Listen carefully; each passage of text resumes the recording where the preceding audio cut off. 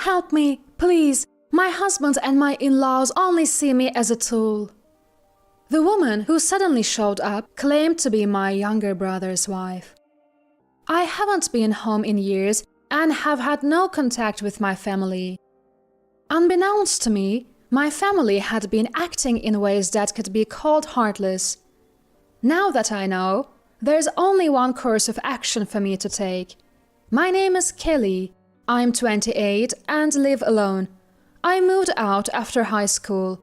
I currently live in a town not too far from my childhood home, but I haven't been back in years. Since leaving, I've had minimal contact with my family and have made it this far without their support. That's because after high school, I cut ties to the bare minimum with my family.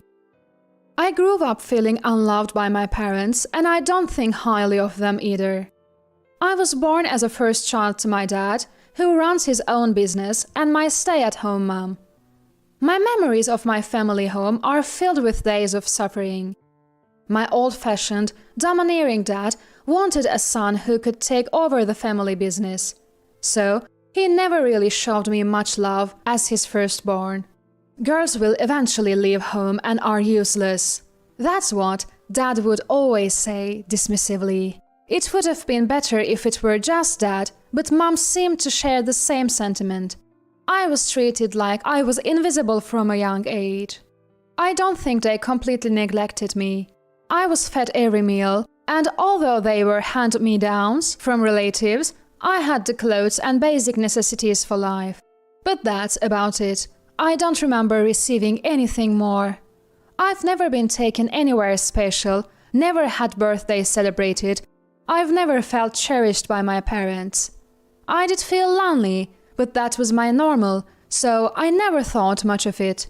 However, when I was about 4, Mom gave birth to my brother Sam. Everyone was overjoyed that a long-awaited son was born, not just my parents, but also grandparents and relatives. Especially Dad, who was elated like I'd never seen before. Mom was always glued to Sam, and both parents were clearly smitten. That's when I realized the difference in how I was treated. I probably wasn't celebrated. When I was born, I thought, and it made me sad. So, the birth of Sam wasn't exactly a happy occasion for me. It's not that Sam wasn't cute, but I was confused about how to relate to him, who was treated so differently from me. And my parents, who had never paid attention to me, became even worse after Sam was born. They wouldn't even wish me a happy birthday, but for Sam, they'd reserve fancy restaurants and buy expensive gifts. If Sam wanted to take lessons, he could take any he wanted, while I wasn't allowed to take any.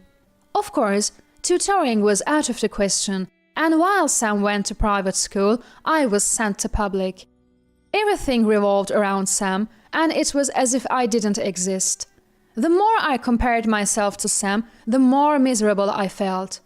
Struggling with this blatant disparity, I decided to distance myself from my family. After graduating high school, I planned to go to a college far away and move out. But when I expressed my desire to go to college, my parents quickly shut it down. They said a woman doesn't need an education. Of course, they wouldn't provide any financial support for me to move out. That was their answer. Meanwhile, they were spending both time and money on my brother Sam's education and extracurricular activities. I started to despise the fact that I was born a girl. In the end, my parents wouldn't listen to me at all. So, I gave up and moved out as soon as I graduated from high school. I spent a year saving up money for college entrance exams and eventually got a scholarship to attend college. Of course, my parents didn't send me any money, so I worked part-time to support myself. Balancing part-time work and studies was really tough, but I managed to graduate and get a job. Since leaving home, I've had almost no contact with my parents. They never reached out, and I didn't either. I did inform them when I got a job, but all I got was a, "Oh, okay," without even a "congratulations." I always knew my parents didn't love me, but it still saddens me to think about it even now as an adult. However, They did raise me until I graduated from high school, and for that I was grateful. So I would send simple celebratory messages on their birthdays or Christmas. But without regular contact or visits home, my relationship with my family became increasingly distant. Living this way, I realized 3 years had already passed since I started working. Nowadays, I barely even think about my family. Then, one Saturday morning, while I was sleeping in because it was my day off, my doorbell rang. Groggily, I opened the door to find a frail-looking woman I didn't recognize. She was wearing faded, hole-ridden clothes, and her hair was a mess. Her skin was rough, and she had dark circles under her eyes. Excuse me, but who are you?" She looked considerably aged, but also young upon closer inspection. I cautiously engaged with this unexpected visitor. I felt a tense atmosphere coming from her, almost frightening. I'm your brother's wife. I'm sorry to barge in like this, but please help me." The woman standing at my doorstep pleaded in a frightened tone. "Sam's wife? What is she talking about?" My brother is single. Are you sure you have the right house?" I regretted opening the door, thinking a strange person had come to my home. Even though I was half asleep, I realized I had been careless. "Yes, I do have a brother, but he's not married." I thought she had the wrong person and was about to close the door. "Wait, please. You're Sam's sister, right? I really am married to Sam. You weren't invited to the wedding, so this is our first meeting." Sam, that's indeed my brother's name. Hearing that name, I paused, my hand stopping mid-air as I was about to close the door. "You're really married to Sam?" She said I wasn't invited to the wedding, but was Sam really married without even telling me? It wouldn't surprise me if my parents and Sam were capable of such behavior. I decided to listen more closely to what this woman, who claimed to be Sam's wife, had to say. "They told me I don't need to be involved in family matters, so there was no need to invite you," she said, struggling to get the words out. Her name seemed to be Michelle. She then went on to prove her identity by talking about my family and her marriage to Sam. I became convinced she wasn't lying. What she described about my parents and Sam matched my own memories. "What did you mean when you said you needed help? Come in, and let's talk." Since she had come empty-handed, I judged that Michelle wasn't a threat and invited her into my home. She began to explain why she had come to see me. "I'm sorry to barge in on you like this, especially since we've never met. But I thought you'd be the only one who'd understand the craziness of that household. I found your address from a letter you sent and came here." Michelle spoke slowly. Her married life back home must have been extremely difficult. She had come to my house without even her valuables. "I'm treated like a tool in that house. I'm forced to work non-stop without pay at your dad's company. They say it's natural for a woman to work for a man. Of course, women work for men. That was a line I'd often heard from my dad. Michelle was originally an employee at my dad's company, where she met Sam and got married. She continued to work there after marriage, but stopped receiving a salary and started getting harassed by my mom. Sam wasn't helping her at all, and she had reached her breaking point. Hearing this, I was shocked but not skeptical. Sadly, it seemed like something my family would do. In that house, a woman's status is incredibly low. I thought that's why you weren't invited to the wedding and why you never come home. She had tried to escape from the house several times, but was always brought back. So she took a chance and came to me for help. I don't have a phone or any valuables. They took them all, so I left the house early in the morning and walked here. My parents and Sam had gone on a trip, leaving Michelle behind. They took her valuables to prevent her from escaping. Yet, She had walked what must have been 3 hours to seek my help. So that's why you're here, looking so worn out. I'm sorry you had to go through this because of my family, I said. Tears welled up in Michelle's eyes as she finished her story. I felt her pain deeply. I understand your situation. For now, you should go back home. I know it's hard, but you'll have to endure it for a bit longer. It was a tough decision, but I sent Michelle back to her family home. However, I made one promise with her. That was to meticulously gather evidence of her current situation. If what she was saying was true, I couldn't just let it go, even if they were family. I also saw a reflection of my younger self in Michelle. I thought that saving her would be like saving myself. I gave Michelle some instructions and sent her back to her family home. Hang in there, okay? I promise I'll help you, I assured her. Michelle nodded firmly at my words. We shook hands tightly and went back to our respective homes. A few weeks later, Michelle showed up at my house again early in the morning. She had gathered as much evidence as she could since our last meeting. I used that evidence to contact OSHA, and an investigation into my dad's company was promptly initiated. On the same day, I returned to my family home with a lawyer and Michelle. Just seeing the exterior of the house brought back unpleasant memories. Honestly, it made me feel sick. But as we entered, there were my parents and Sam, looking pale and confused. Long time no see. Seems like something serious is going on. What happened? The three of them were visibly shocked as I walked in. It must have been confusing for them to see me return after so many years, especially with Sam's wife. I explained everything from the beginning to the silent trio. I've heard everything from Michelle. You guys are as terrible as ever. What do you think women are? Michelle will be getting her back pay and will be seeking damages for the way you've treated her. I introduced the lawyer who had accompanied me. The moment they heard the word lawyer, my dad lashed out at me. Wait a minute, did you set this all up? What are you meddling in? My dad yelled at me, and behind him both my mom and Sam glared. Isn't it strange to make someone work without pay? What you are doing is domestic abuse, making her work and then dumping all the household chores on her. Are you guys okay in the head? For the first time in my life, I stood up to my parents.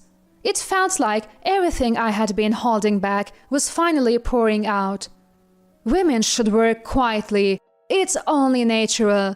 Can't you understand something so simple? Don't interfere in our family matters. You left this home. So, to my dad, I was neither a daughter nor family, but a stranger. I had my own feelings about my family, but that single sentence erased them all.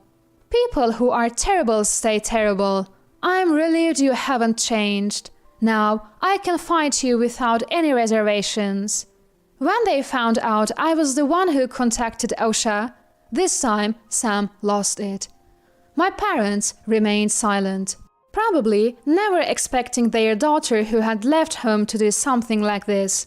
Nor did they expect Michelle, who had thought they had under control, to take such actions. They probably never considered how much they were pushing people to the edge.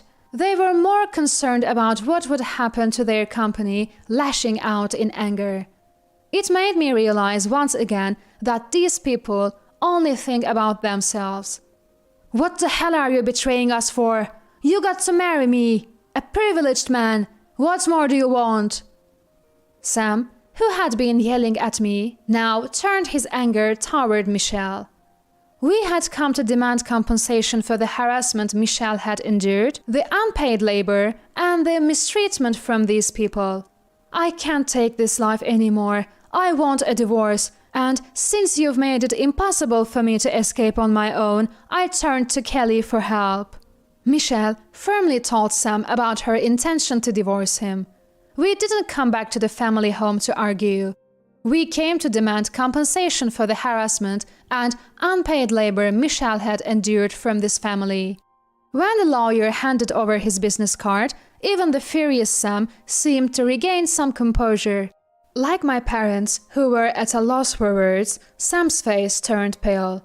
The lawyer calmly discussed the next steps, ignoring their reactions. He informed them that we would be seeking damages based on the evidence Michelle had gathered and would take the matter to court if the compensation wasn't paid. Suddenly, Sam, who had been yelling just moments ago, began to apologize. "Wait a minute. Court? Is that really necessary? I didn't mean for things to get this far. I'm sorry." My parents awkwardly apologized behind him, but it was too late for apologies. "We're not here to listen to apologies. Saying sorry now won't heal my wounds. You have two options: divorce me and pay the compensation, or we go to court.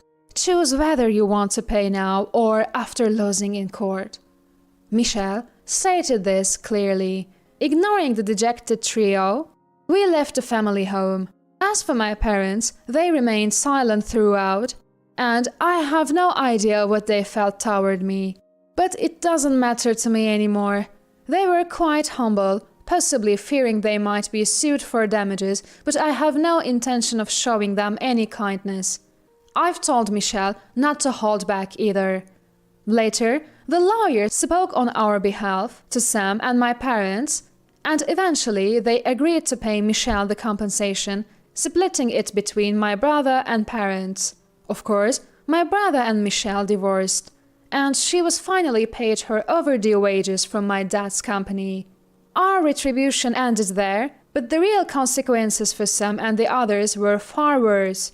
Apparently, the news about the divorce and the OSHA investigation spread like wildfire, becoming known to almost everyone involved. In a tight-knit community like San Diego, it didn't take long for rumors to spread. The fact that they had been treating Michelle like a slave didn't sit well with most companies, and they were largely shunned. My dad's company wasn't that big to begin with, and with halted transactions, bankruptcy seemed inevitable. They tried to recover by taking out loans, but no one was willing to help them anymore. They eventually went bankrupt, leaving my dad with a mountain of debt. They had no choice but to sell the family home and move to an unknown location. Sam started living a part-time life, and despite his youth, he had really hit rock bottom. To repay the debt they couldn't cover even after selling the house, the three of them had no choice but to work together, a group of terrible people united in their misery.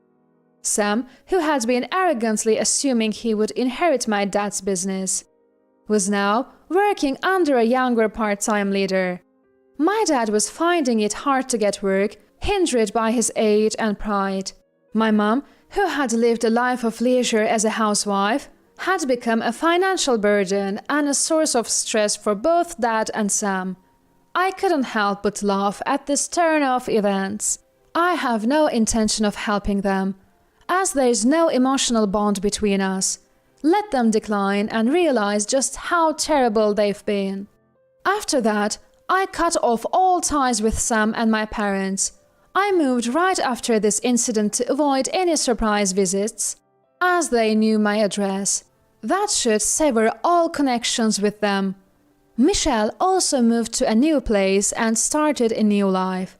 She looks healthier and happier than when we first met. She said that being able to live for herself now is the greatest happiness. Seeing her reminded me of myself when I left home. I doubt I'll ever see that family again.